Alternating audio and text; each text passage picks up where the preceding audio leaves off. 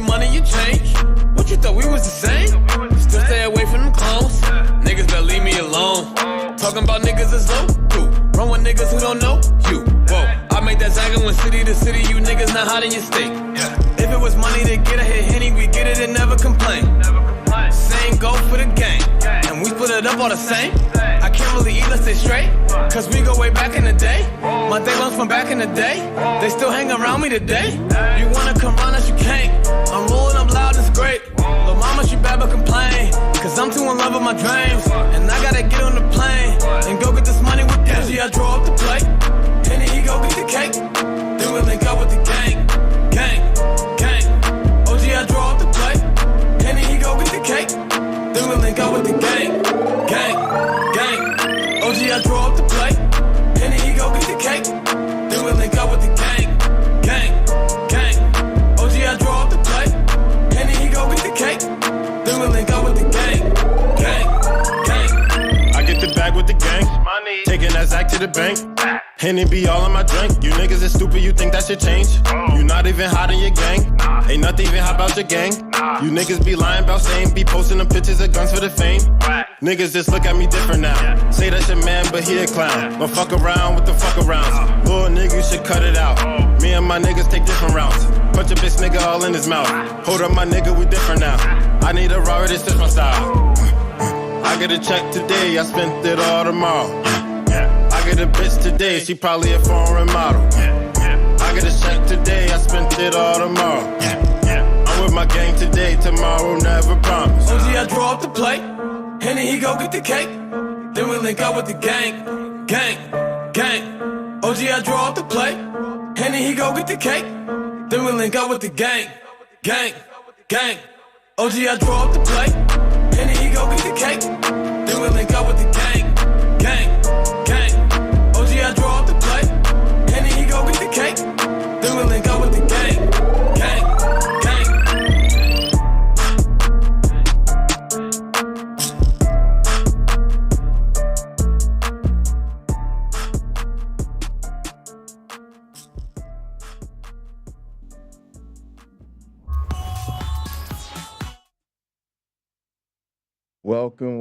Welcome to the show, folks. We got a quick one for you. We're not going to waste much time. We are here to talk about Fox settling its lawsuit with Dominion. Appreciate everybody for being here. Let's jump into it. Cheers to the gang. Hope everybody's having a good day.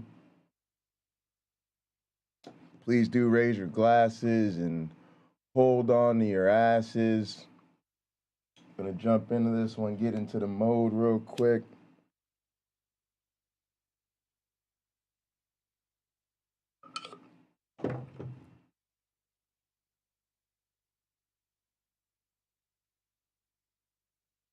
All right, let's go ahead and get into it.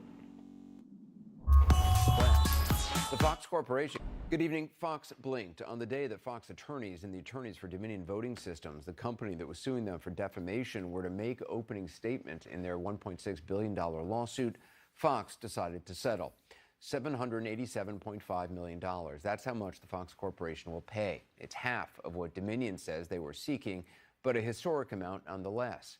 The Fox Corporation clearly deciding it was better to pay the money than have their star anchors try to explain under oath the election denialism and disinformation they either spread themselves or help spread by giving others who are lying a platform night after night after night.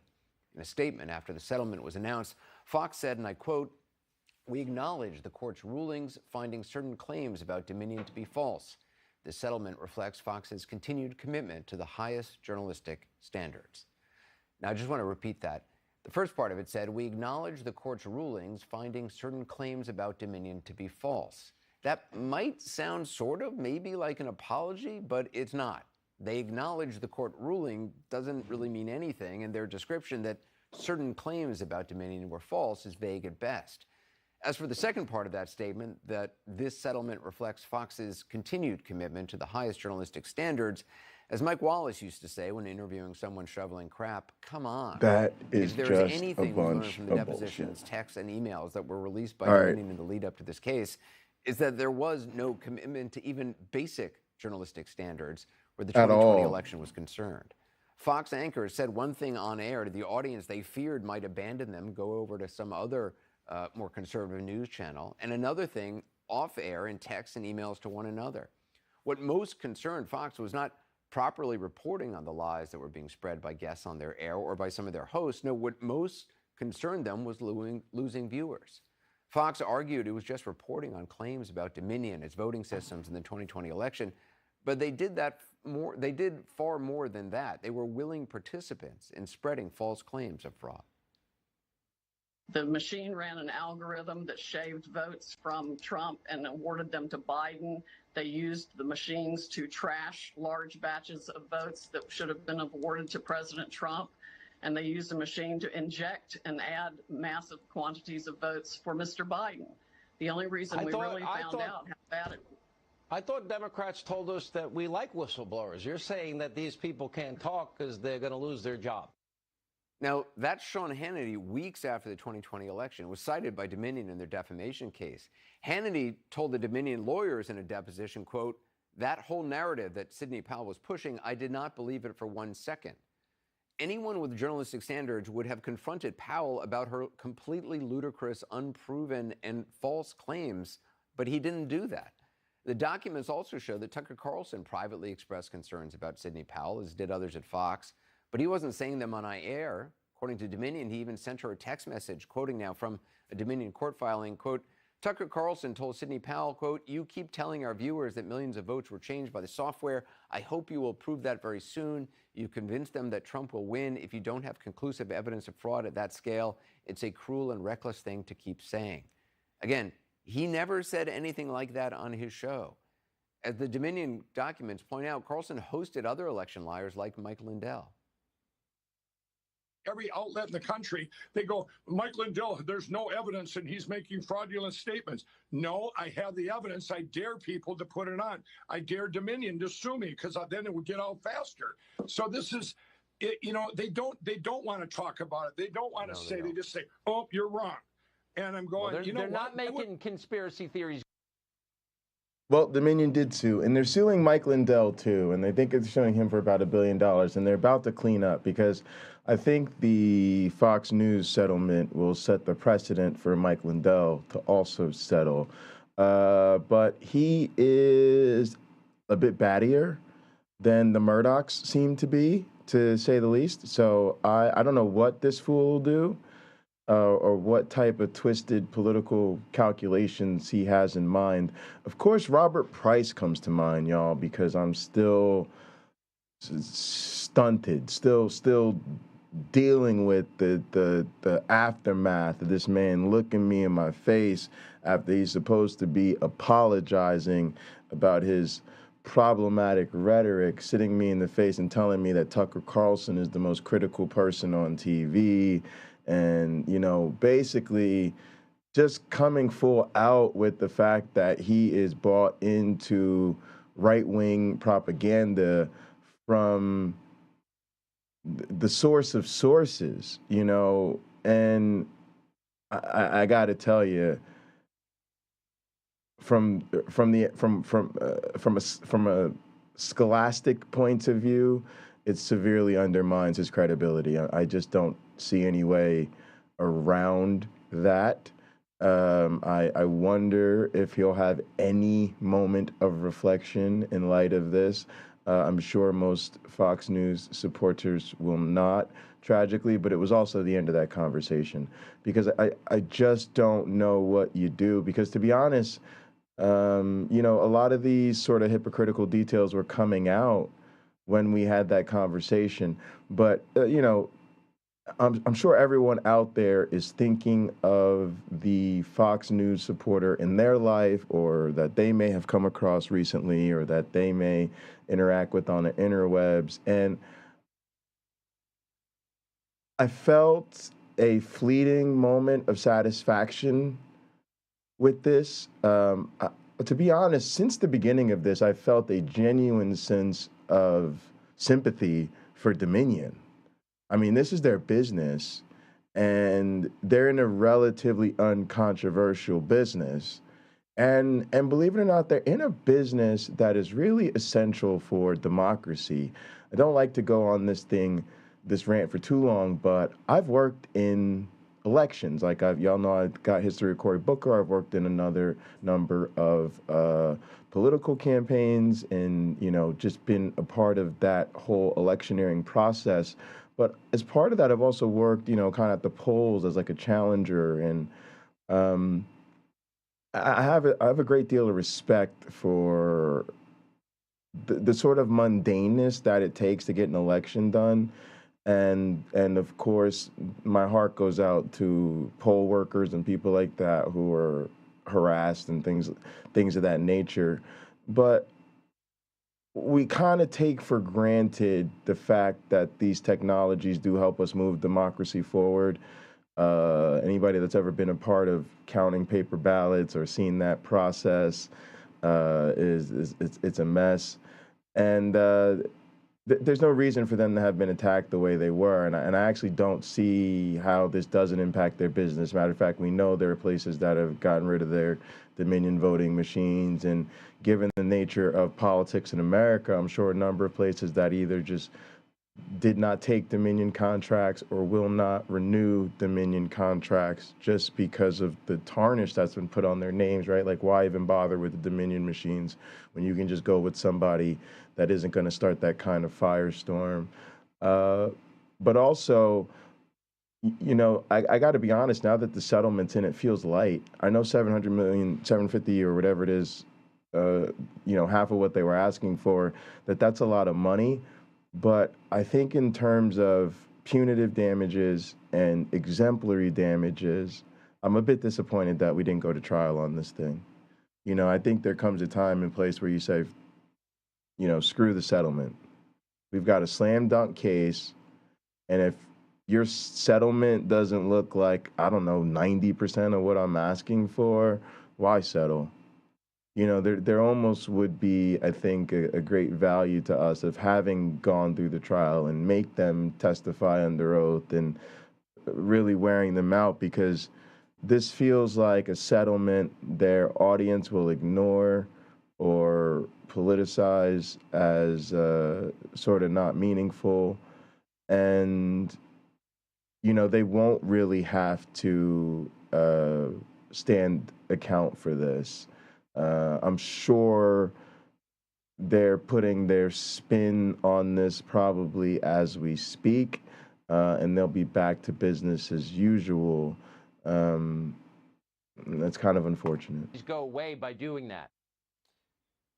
Certainly, no pushback there. There were times Fox anchors made the right call. For instance, Neil Cavuto cut away from a live-filled campaign press conference by the former president's team. Watch. We want every legal vote to be counted, and we want every illegal vote to be. And this is a problem too. Like, this is some of what we've been talking about in this community a bit with dog whistling, and one of the steps in understanding dog whistling is recognizing coded language. I'm constantly talking about the weaponization of plausible deniability. That's a layer. So it's coded language. Add a layer of that coded language is used to add plausible deniability. Hey, it's just my favorite animal. Hey, we're just all about election security. And so there are certain phrases where hopefully if you're paying attention to what's going on with certain issues around you, you start to recognize the coded language.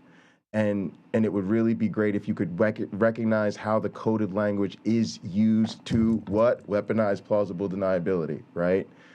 And so an example of this with, say, trans issues is the use of biological woman, right? When somebody just says, oh, I'm a biological woman, it doesn't sound like they're saying anything that's to attack another group or offend anybody. But given the way it's used in that particular conversation, and that there's really no other reason for someone to refer to themselves as that, because it's like a right-wing talking point. So that's when I hear it, I'm like, why did you just say that? Like, why, right? Because I'm recognizing that that's a dog whistle that's used against the anti-trans community, even though on the surface you put together the words biological and woman, there doesn't really seem to be a problem. And it's the same thing here with we want every legal vote to be counted, right? Like, why the Christianese? Why the extra qualification, right? And we know now that that is coded language to attack people's voting rights, right? That's coded language for, we need paper ballots, same-day voting, identity checks, right? And all of this stuff, which, in case you didn't recognize what that's all about, that's all coded language for racism and other forms of marginalization and bigotry, because those are the groups that are targeted by those quote-unquote election security laws. So, yeah, it's that deep just on them saying something like, we want to count all the legal ballots. You got to recognize that. Like, what? That's coded language for some bullshit, right? It just is the state we live in, and that's the point we're trying to make, is that the bar's gotten that fucking low that this shit's everywhere. She's charging the other side as well. And I call her alternate reality Barbie. That was Kayleigh McEnany's whole MO. Welcoming fraud and welcoming illegal voting. Unless she has more details to back that up, I can't in good countenance continue showing you this.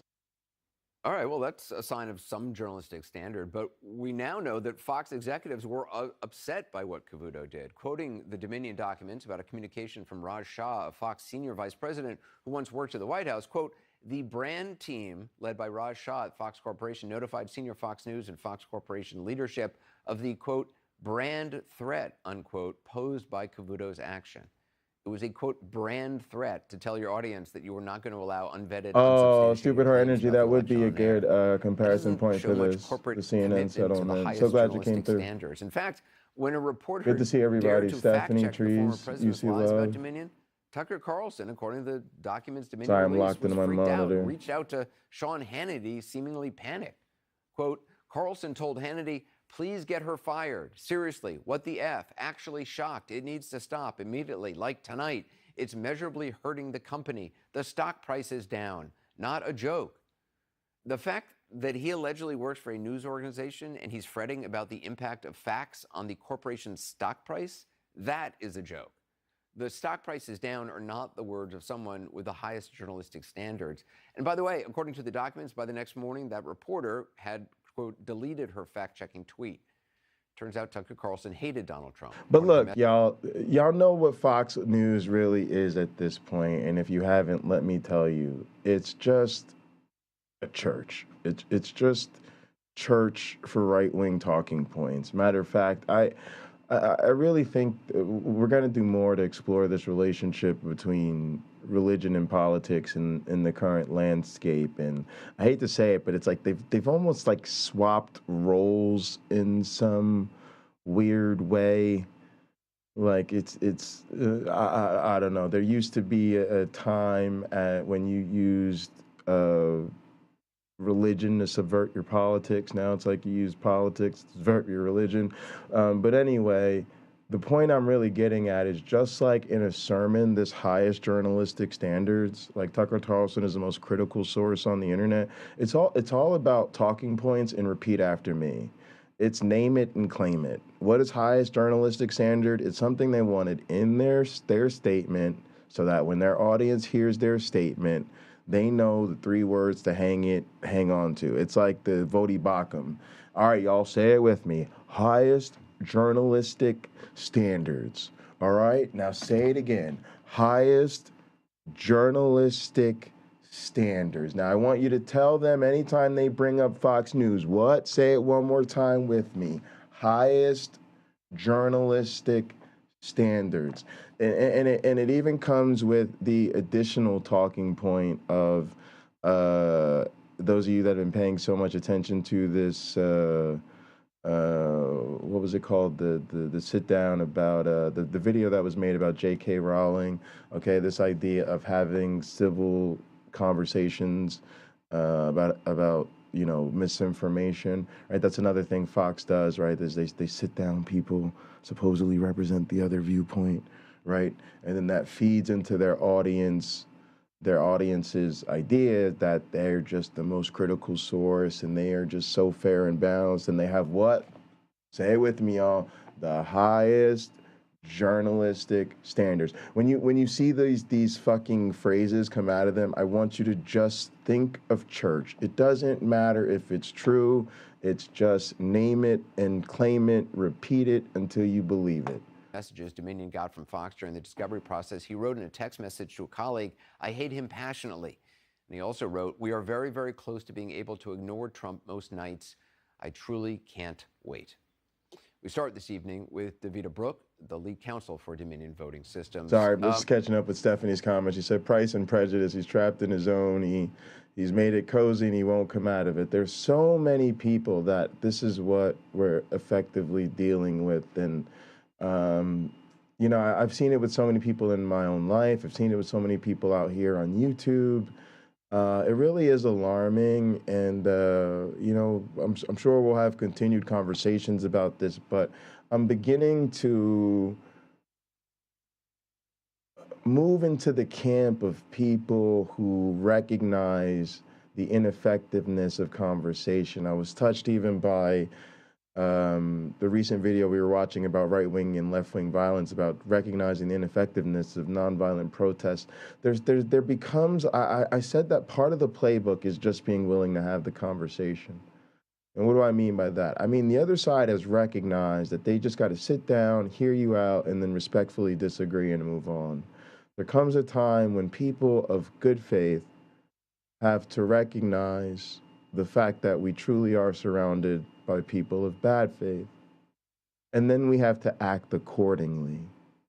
We cannot continue to pretend that everybody has our best interest at heart, that everybody is just sitting across the table from us, simply misunderstanding, and that if only we could have a civil discourse and exchange perspectives, they would see the light, and all of a sudden their human values will overtake them. I'm not suggesting that there are not people of good faith who are severely misunderstood and need to be educated, but you must first recognize that desire to be educated, that desire to change, at least enough self-awareness to recognize that they lack perspective.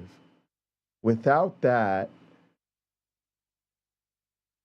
they're probably just playing you. And you need to think more about that. What if they're just playing you? What if they're just playing you for a fool? And everybody you really want to help is sitting around trying to tell you they're just playing you for a fool. But as long as they smile, nod, and thank you for the friendly conversation, you seem to just keep playing right along. Appreciate you joining us tonight. Can you talk about the decision to settle? Obviously, from a financial standpoint, it makes sense. It's a huge number. You're representing a corporation.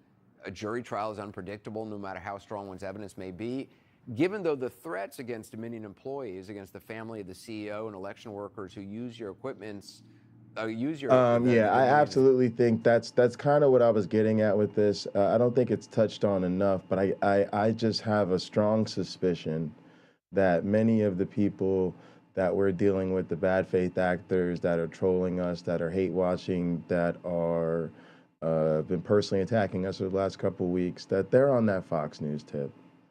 And, I think this is major news, especially national news. But I think that this is big. I'm kind of on that Hillary Clinton tip of people really needing to wake up to the vast right-wing conspiracy that's going on. And Fox News, to me, is the head of the snake in many ways, or at least a central clearinghouse for their messaging, and it's very clear now. And I don't know if we're gonna get much more than this to really show, like what you guys are saying in the chat, that they're caught red-handed, that they've been lying, they know they've been lying.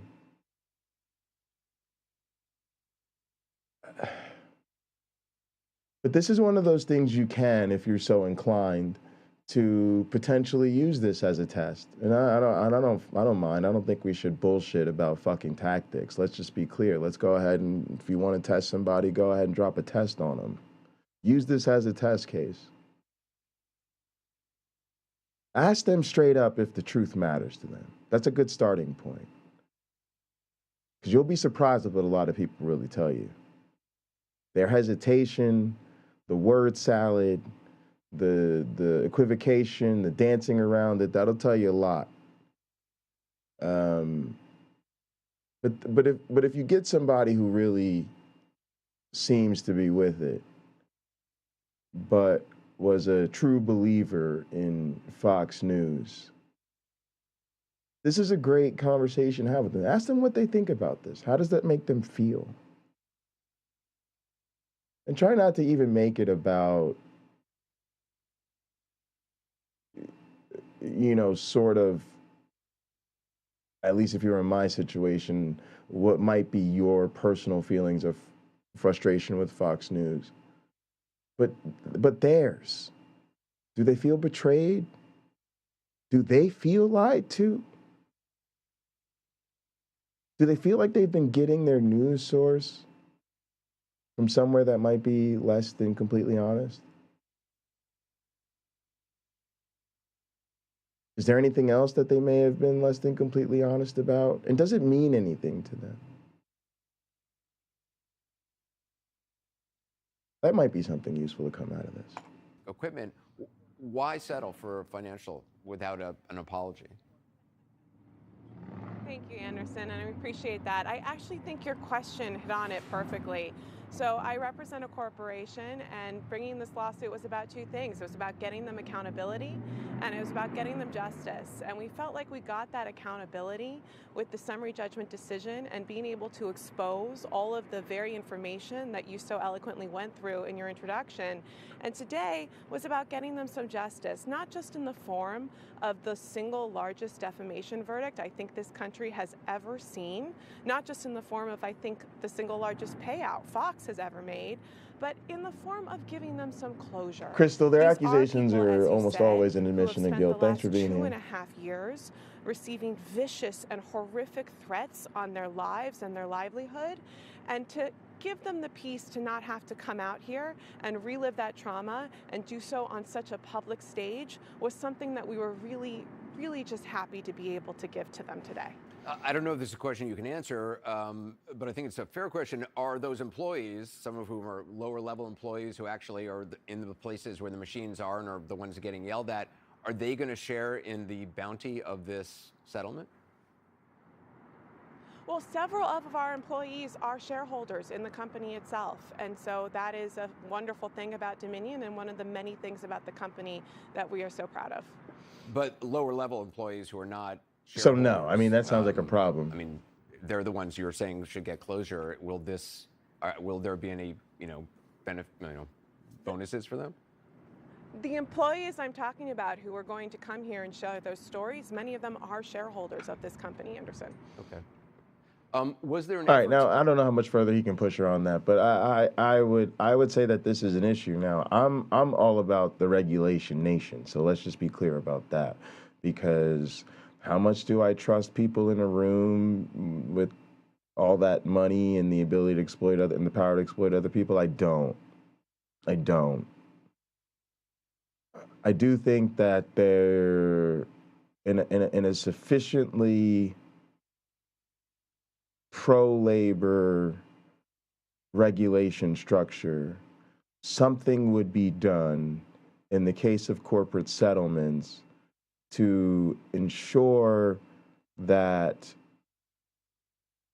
the benefits of the settlement are equitable for everyone in the company, primarily the labor force. Because if you tell us hey, I got to sue you guys for $1.5 billion, and it's supposed to be primarily about, you know, lost revenue and the damage to your company, then how is that supposed to be in the national interest, in the public interest, unless that is to take care of the full incorporation? And by that, I mean primarily the labor force. If this is just a briefcase being handed from one billionaire to another, again, I just don't see how that's in our larger interest, because I think, to me, and of course this isn't the time or place for the full what it would take to delve into this, but to me, you have to see it almost like a class action, right? Like this is, and that's kind of what I meant, right, about that fuller picture that might come out in a trial, to where you could really tease out more of the economic impact, and again, potentially get at, you know, exemplary and punitive damages and things that are not so easy to explain away with a settlement, which again, I got to tell you, we can't be so foolish now that we sit here and don't understand that there's already a right-wing response ready-made for these situations. And we see it in when Donald Trump gets in trouble. Oh, I just paid it off because it was a nuisance, right? It's the nuisance settlement. It's the idea, it was too much of a headache, and we're big billionaires, and it's really unfortunate, but it's a form of exploitation of the billionaires, right? I haven't watched a single fucking piece of right-wing propaganda, but God damn it, if Tucker Carlson is spitting that bullshit tonight, somebody ought to give me $5 for being fucking clairvoyant. But seriously, I mean, like, how predictable is it, right, that they just spin this as they're really the victims, they're the big bad billionaire class, and they're out there bringing in truth for America, and it really wasn't their fault. They were just, you know, reporting honestly on the claims and what so many Americans feel. But this just shows the fucking the swamp needs to be drained of the woke mob and its political prosecutions. And, you know, Fox News just effectively just had to pay to make this go away, because, you know, it would have just led to a witch hunt. And again, these are sometimes the consequences of bigger cases like this. I hate to even go this far with speculation, but there is at times even when there's a public interest for a judge to even consider rejecting settlement agreements that are of too big an interest to the public. And again, I don't know how much, you know, what the legal standards are for all of that, but it just seems like we probably do need to go ahead and shift this conversation right on to what are some of the ramifications of them not having to take this to court and being able to essentially say, so it was a little bit of a rough day on the balance sheet, but we'll issue a statement and the wheels on the bus go round and round. To get some on-air apologies from Fox anchors or from the corporation? Look, Fox News are big boys and girls. They can and should do whatever they need to do to live up to those high journalistic standards that you spoke so much about at the top of the show, Anderson. I think that what we needed was accountability, and we got that in two forms, both in the summary judgment opinion that they finally acknowledged today. They acknowledged that the statements that they broadcast on their air were false, but also in the fact that this case didn't settle until now. I don't know what y'all think about this, but I think this is trouble for Mike Lindell. I do think this sets a precedent that Mike Lindell is going to have to pay Dominion. I don't see as much coverage going for that, but I'll try to keep an eye on that with his lawsuit with Dominion. Good to see you guys here, though. Great to see Maya and Bree here and Crystal and Nunbeliever. This case didn't settle before the documents were made public. This case didn't settle until the world got to see what really went on at Fox News in 2020, and that was what we were focused on. Fox released a statement that you're referencing that read, in part, "We acknowledge the court's rulings finding certain claims about Dominion to be false." Was that language part of the settlement? Was that part of something you guys worked out? Good question. Can you say? I can't comment on the details of the settlement agreement, Anderson, Good but I answer. can say that it meant a lot to the folks at Dominion to finally hear Fox acknowledge the clear falsity of the statements that they aired. Do you? Yes, it was part of the settlement. No, do we're you not allowed to believe say that that anything about was it. acknowledging the clear falsities? Because it just says that they, they recognize the court's findings. Yeah, that Do you was feel the like trouble. that's That as was close as you more, would and get? I hope they do more. Yeah, no, I think they can do more, and I hope they do more. But what we needed from them was them to acknowledge the. It sounds like what typically goes on in these settlements is, of course, one party wants to negotiate where the settlement is not an acknowledgement of guilt. In this case with Dominion, they're going, fuck no, if we're gonna settle for anything, we're quote unquote not letting you off that easy. So now the tiptoe is, while we acknowledge the court's findings, that, that way you're saying, that way later you can say that's what the court said or the whatever, without acknowledging that they lied to their audience. Very interesting, but of course, very strategically crafted. I hope nobody's naive about that.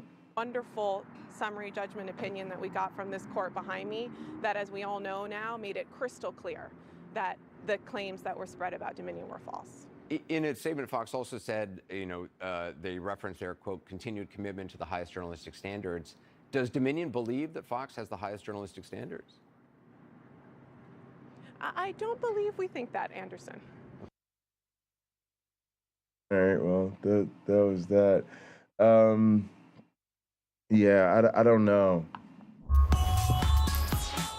I don't know, man. Really interesting. I wonder what would happen if you put a bunch of creationists on the stand. I think they've almost had to admit to similar things. I think that noise I'm hearing is my food, so I think my dinner's here, and I need to go ahead and grab that and get ready to eat. But yeah, I think this is a really important story. It just broke a few hours ago.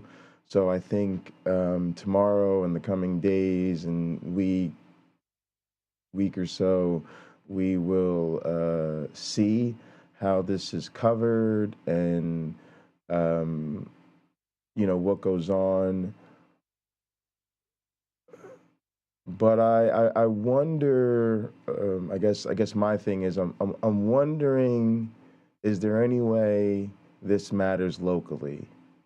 I don't quite have the answer, but my gut feeling is that a huge part of the issues that we have in conversations, in my case as non-believers, skeptic, humanist, whatever it is, especially in opposition to people vis-a-vis a different worldview, especially one religiously based, is I often feel we have an authority problem, we have a trust problem, right? We suffer first and foremost from an inability to convince the other person, not just that we might be right, because that makes them think of where they might be wrong, but that we might have a perspective that even aligns with their best interest or what they claim their values to be, right? And it feels like we've got all these facts and arguments, and I think which way they lean, at least as I see, is pretty conclusive. I hate to say it, but we suffer from what feels like more of a heart problem. Like we can't convince them that we're good people, that we're acting in good faith, that you know what I mean? That they might be trusting the wrong side. And what I feel like happens in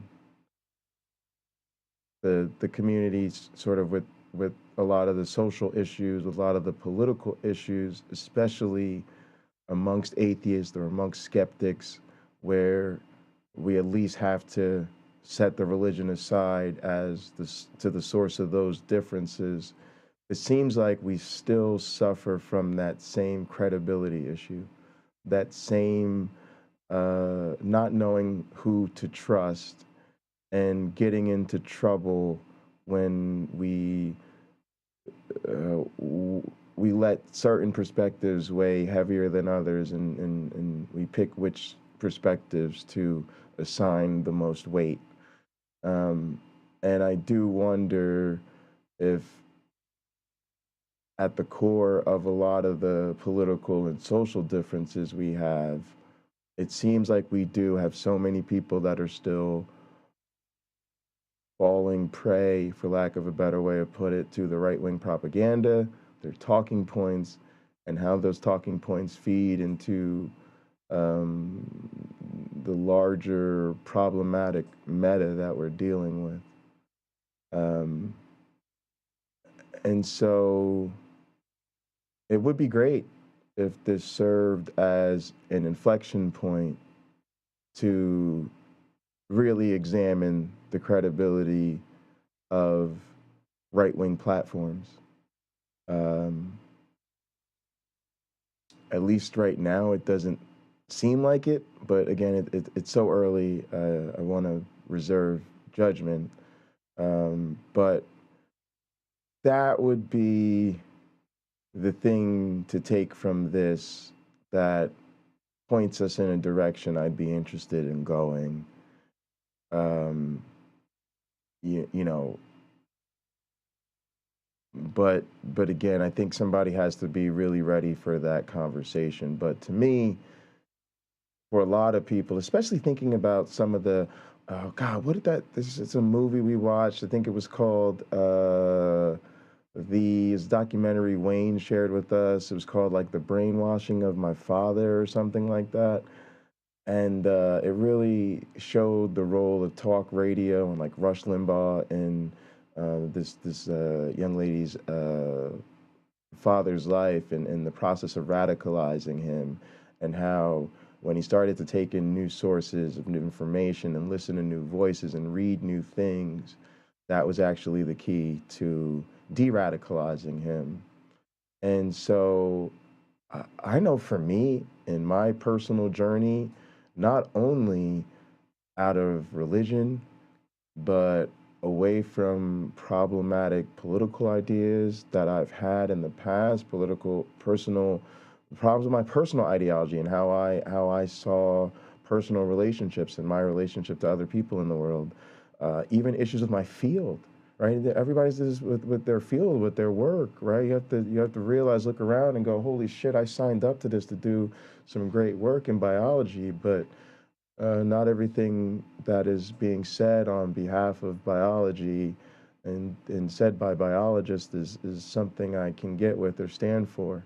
And, you know, all of that required a process of being willing to challenge authority, question who information is coming from, recognize that there are other agendas at play, and really be willing to examine the credibility of a source of information, because that is such a huge filter in how we receive that information. I don't care how much training you have, how strong your perspective is, how logical you think you are. Credibility matters. It really, really matters. So yeah, let's start to have that wider conversation about who we're listening to and why. Thank you all so much for coming. I want to get some food and keep this relatively brief, but I really do appreciate you all tuning in. Please like the video, subscribe to the channel, also subscribe to those other channels.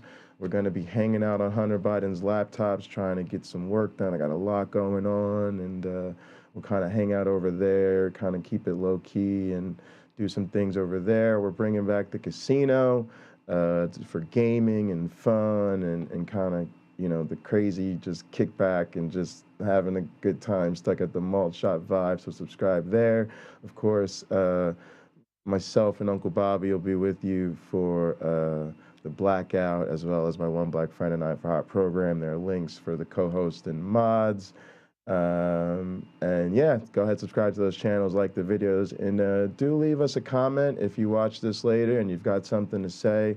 Definitely try to keep up with those, and appreciate y'all for engaging. Thanks for watching. Appreciate everybody in the chat. Also want to send a quick thank you to everybody with me and Gather, UC Love, Lena, Stephanie, and Maya. All right, everybody, we'll see you next time. Appreciate you. Set 'em gone.